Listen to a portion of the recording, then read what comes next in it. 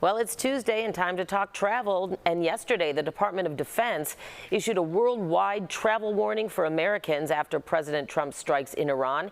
Here to explain what that warning might mean for travelers is CBS travel editor Peter Greenberg. Peter, good morning. How does this affect travelers, and what should they consider if they're about to embark on a trip, especially overseas? Well, in a situation like this, U.S. or Western-based assets could be a target. And we're not just talking airlines, we're talking everything from synagogues to American Western-based companies, Western-branded hotels. Remember, in a situation like this, history tells us that the retaliation comes in many lone wolf attempts and actions, not necessarily government initiatives. So we have to be just situationally aware. It shouldn't stop you from traveling except to the most affected areas, but you do need to take a look around as to where you're going and why you're going, at least in the next 6 months, simply because history tells us this is when those retaliation acts happen, and they're not necessarily targeted by governments directly, but by individuals acting on behalf of governments. In your opinion, because I know this will be your opinion, is there one country or one region that you would advise Americans to steer clear of right now? Well, believe it or not, there are very few places that I would add to my list that weren't already on the list.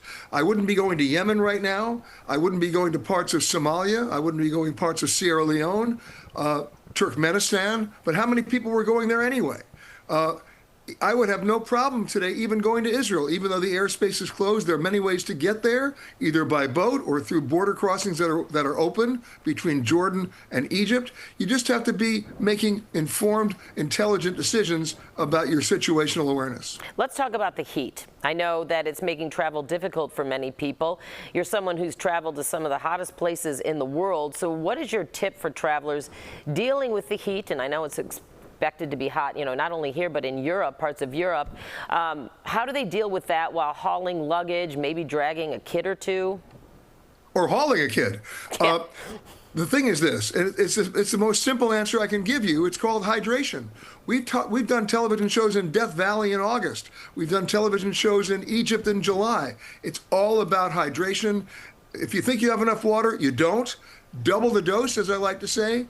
And you know what?